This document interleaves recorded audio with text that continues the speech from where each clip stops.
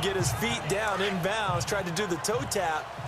My dad's an accomplished tap dancer. I'm not sure he would have gotten his feet in on that one. Is he really? Yeah, that he is. How about that? What about young Davis? No, it did not. It did not cross. It didn't carry over. No, it stopped right there. And incomplete there. A nice hit. Jars the ball free and brings up third down. It's a lot of contact going on there, and in the end, unable to keep two hands on the football and bring it into his body. Everything looked pretty good until the finish. And he can't quite pick it. No interception so far. That probably should have been their first, but at least it's fourth down. Not only did they drop what looked like an interception in the end zone, they blew a golden opportunity to shift the momentum. The 3 straight incompletions, they don't care. That hasn't dissuaded them. They're going to go for it on fourth. That's to his running back, complete. And he's able to pick up the first before he's brought down inside.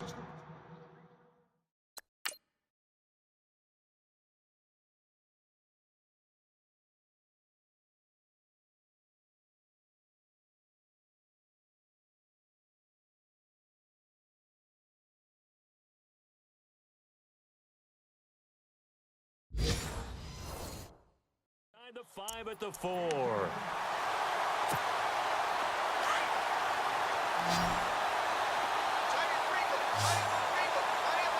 we go. No. Check. Patriot. On play action, they'll throw. And he is going to go down. Back at the 11-yard line. Jason Pierre-Paul in there to bring him down for a loss of 7. Well, that was point counterpoint, wasn't it? They decided to throw for it on 1st and goal. Instead, the defense counters with pressure, and the defense wins, getting a big sack. Here we go. Now a shotgun snap as they'll look to throw. Oh, he's got a man wide open, complete. A nice job to get 11 out of that pass play, but now they face a 3rd and goal. The offense on 3rd down, they've hit 2 for 4 thus far. This is 3rd and goal. Here we go now. And almost intercepted. Would have been a huge pick in the end zone, but as it stands, that brings up 4th. I know every offense wants to start their snaps closer to the goal line, but it's actually harder to throw the ball in those situations. Oh, they get to the football. It's blocked. Well, one of the few things that's gone.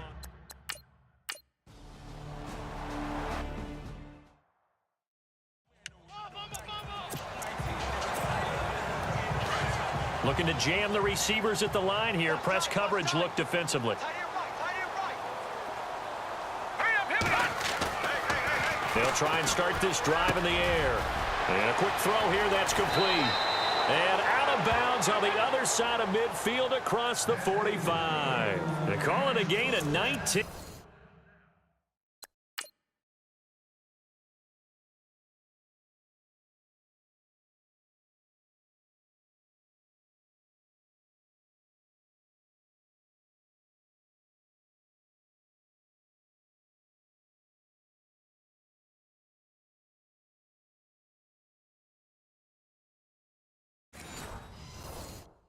And it moves the chains.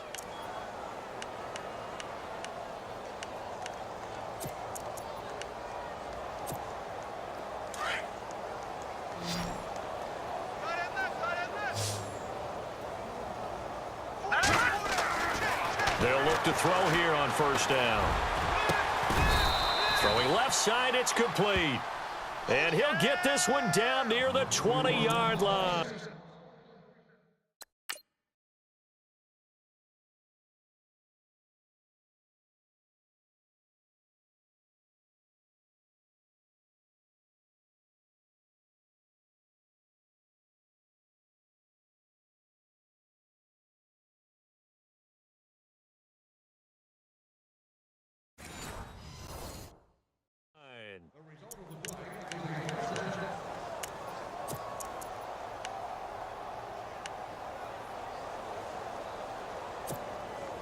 So after that big play, let's see if they can catch their defense maybe on their heels. They'll drop to throw. And it's complete. He's got it in the end zone. Touchdown, Rams. So another score there.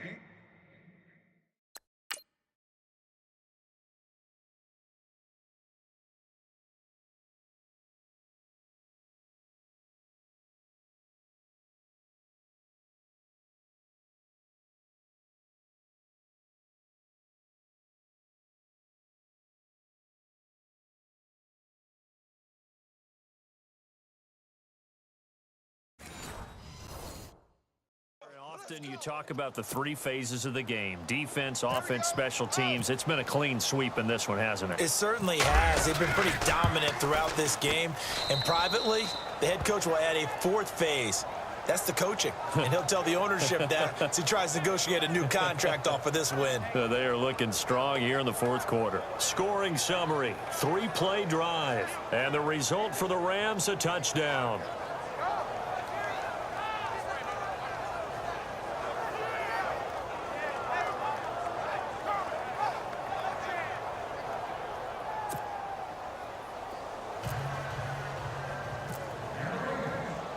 The kickoff unit is out on the field, and they will send this one away. And this will not be returnable. It's out of the back of the end zone for a touchback. The Giants offense now gets ready to head back onto the field. And on the last go-around, they really couldn't get anything going.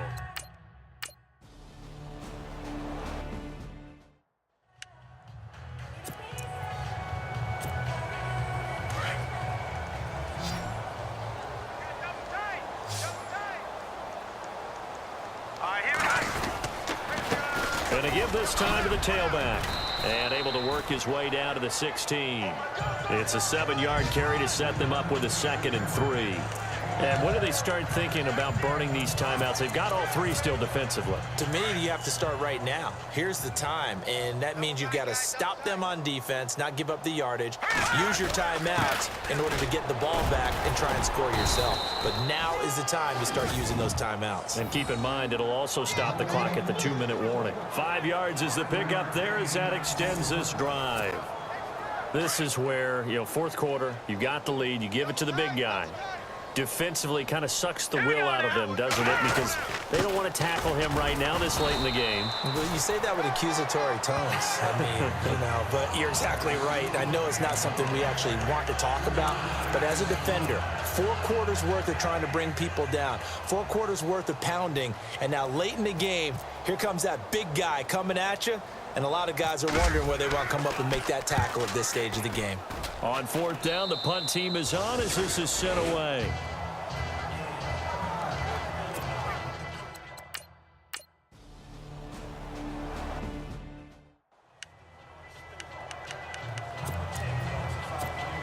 And now out on the field, here comes Los Angeles. And this game comfortably in hand. The scoreboard speaks for itself, but you still got your starting quarterback out there. When do you go to the backup? Let him get some time. And that's one of the great questions in the NFL, Brandon, because I'm just going to tell you, in the 2015 season, I commentated on 3 games in a row that were blowouts. And in none of them did the starting quarterback ever come out of the game for the team that had a big lead. And in each instance, I asked the coaches later on, why didn't you do that? And they all looked at me and said, just don't really do that in the NFL. These guys play, and we just play them all the way through. Now, in certain situations, they will take them out, but for the most part, they're not as worried and concerned about getting them out of the game, and that's always puzzled me a little bit.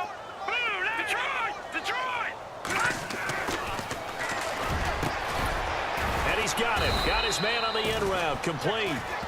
And he'll get it out near the 40 to the 39. So it's Rams football here as we get you reset. They've got a 2nd down now as they look to salt this one away. Back 99 Philly, here we go.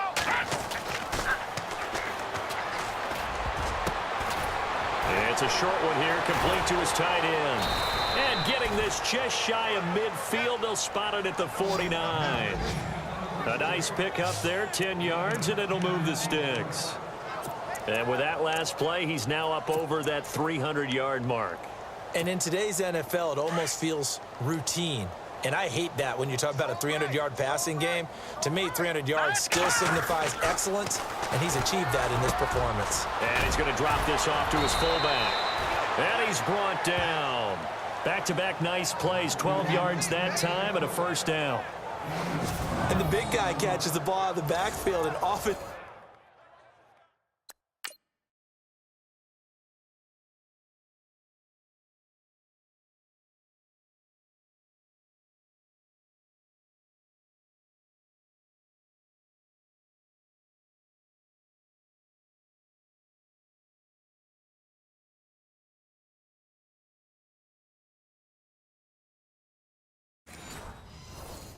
Sometimes it's quite a surprise to the guys playing defense because not ordinarily thought as a pass catcher, it often works when they decide to dial it up. And he'll give it here to his running back. And able to break one tackle, but then quickly brought down, but a nice little gain. That one good for 10 yards. And that'll bring up a second and just about a few inches here.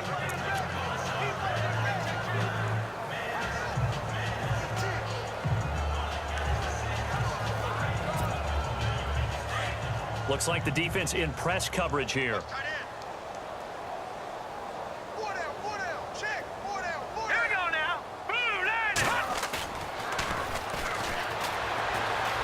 Forced out to his left. And he will get into the end zone. It's another touchdown. This thing is ugly. And for this,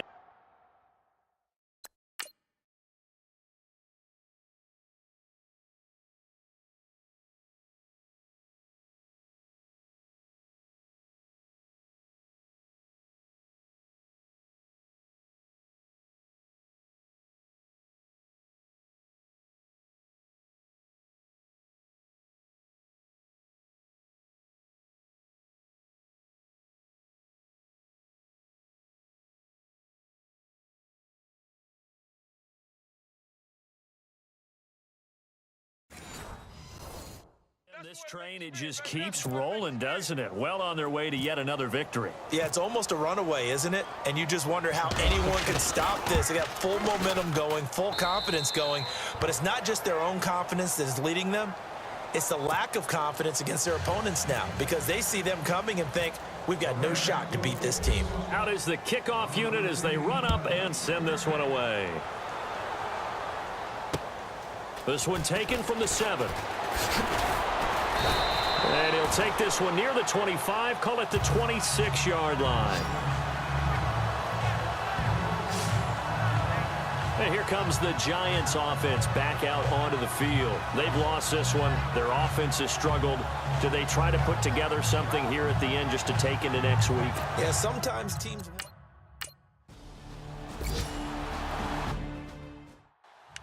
Checking in on Houston. It's in the 4th quarter there. And give that one to the Texans as they wind up winners there. Deshaun Watson, he was the story there with 4 touchdown passes. Now a handoff here to his running back. And he gets this inside the 35-yard line. Well, Charles, it's one thing to win. It's another thing to win and put up the amount of points that they did. Boy, were they clicking on offense. They can't help but feel great about themselves, can they? I mean, what a game to put up that number of points, continually feel like they're moving the ball and things are working and clicking. They think that they can bottle this and carry it with them. And as an offensive coordinator, you just don't think you can do anything wrong. Whatever you call, run, pass, it's all going to work. That's called being in the zone. So for Los Angeles, they continue to cruise through this first half of the schedule as they move to 8-0 now on the campaign. And they'll head back home next week to take on the Houston Texans. Meanwhile, for the Giants, things are kind of getting ugly as they drop to 1-7 now on the year. And they'll try to get back to their winning ways next week as they head to Santa Clara to take on the 49ers. That'll do it for us. For Charles Davis and all our hardworking crew, I'm Brandon Gaudin. You've been watching the NFL on EA Sports. For more, find us on Twitter at EA Madden NFL. With that, we sign off from MetLife Stadium.